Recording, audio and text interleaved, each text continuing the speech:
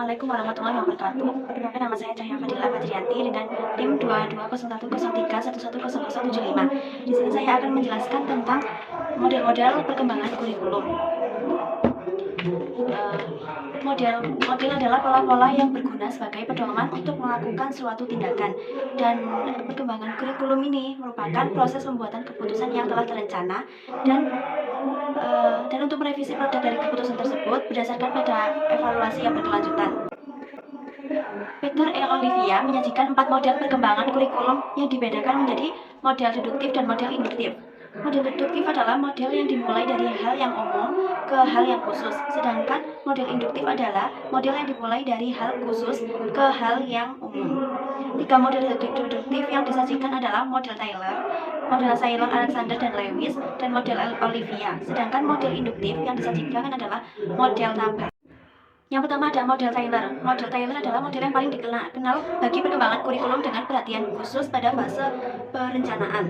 Dalam bukunya Basic Principles of Curriculum and Instruction, the Taylor rasional, suatu proses pemilihan tujuan pendidikan, dikenal luas dan dipraktekkan dalam lingkungan kurikulum. Taylor menyarankan perencanaan kurikulum yang pertama mengidentifikasi tujuan umum dengan menyimpulkan dari 3 sumber, yaitu pelajaran di luar sekolah, dan mata pelajaran. Setelah mengidentifikasi beberapa tujuan umum perencana, yang kedua memperbaiki tujuan-tujuan ini dengan menyaring melalui 2 saringan, yakni yang pertama filsafat ilmu dan yang kedua adalah filsafat sosial di sekolah dan pembelajaran psikologis. Dan yang ketiga tujuan yang lolos saringan menjadi tujuan-tujuan pengajaran. Yang kedua ada model Taba. Model Taba ini menggunakan pendekatan akar rumput atau yang biasa disebut dengan grassroots approach bagi perkembangan kurikulum.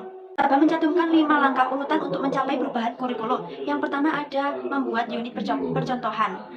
Setelah membuat unit percontohan, kedua menguji unit percobaan. Yang ketiga, revisi dan konsolidasi. Dan yang keempat, pengembangan kerangka kerja. Dan terakhir, memasang dan menyebarkan unit-unit baru. Yang ketiga ada model Wheeler. Model Wheeler ini merupakan suatu proses yang membentuk lingkaran yang terjadi secara terus-menerus, di mana ada 5 fase atau 5 tahap. Setiap tahapan itu bekerja secara sistematis dan secara berurutan. Pengembangan kurikulum terdiri atas 5 tahap tersebut. Yang pertama ada menentukan tujuan umum dan tujuan khusus. Setelah menentukan tujuan umum dan khusus, menentukan pengalaman belajar yang mungkin dapat dilakukan oleh siswa untuk mencapai tujuan yang dirumuskan dalam langkah yang pertama tadi. Setelah itu, tahap yang ketiga adalah menentukan isi atau materi pembelajaran sesuai dengan pengalaman belajar. Yang keempat ada mengorganisasi atau menyatukan pengalaman belajar dengan isi atau materi yang akan disampaikan. Yang kelima, melakukan evaluasi setiap fase pengembangan dan pencapaian tujuan.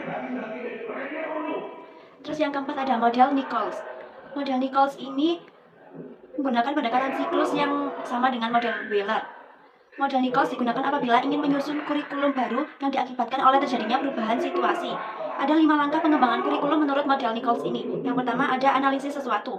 Setelah menganalisis sesuatu, yang kedua menentukan tujuan khusus, dan yang ketiga menentukan dan mengorganisasi isi pelajaran. Kemudian yang keempat menentukan dan mengorganisasi metode yang akan digunakan, dan yang terakhir melakukan evaluasi terhadap model tersebut. Model yang kelima ada model dynamic skill bag. Model ini diperuntukkan untuk setiap guru yang ingin mengembangkan kurikulum yang sesuai dengan kebutuhan sekolah. Agar proses pengembangan berjalan dengan baik, maka setiap pengembang termasuk guru perlu memahami 5 elemen pokok yang dimulai dari menganalisis situasi sampai melakukan tahap penilaian. Skill bag menganjurkan model pengembangan kurikulum yang ia susun dapat dijadikan alternatif dalam pengembangan kurikulum tingkat sekolah. Menurut skill bag, langkah-langkah pengembangan kurikulum, yang pertama ada menganalisis sesuatu, yang kedua memformulasikan tujuan, yang ketiga menyusun program, kemudian melakukan tahapan interpretasi dan implementasi, yang kelima monitoring, feedback, penilaian, dan konstruksi. Kemudian ada model Saylor, Alexander, dan Lewis. Model ini membentuk kurikulum planning proses atau yang biasa disebut dengan proses perencanaan kurikulum. Untuk mengerti model ini, kita harus menganalisis terlebih dahulu konsep kurikulum dan konsep rencana kurikulum mereka. Menurut mereka, a plan for providing sets of learning opportunity for persons to be educated. Sebuah rencana yang menyediakan kesempatan belajar bagi orang yang akan dididik. Namun rencana kurikulum ini tidak dapat dimengerti sebagai dokumen, tetapi lebih sebagai beberapa rencana yang lebih kecil dan porsi atau bagian kurikulum tertentu. Setelah Dari penjelasan model-model perkembangan kurikulum, menurut saya yang cocok digunakan untuk diterapkan di sekolah dasar, yakni model The Grassroots Model.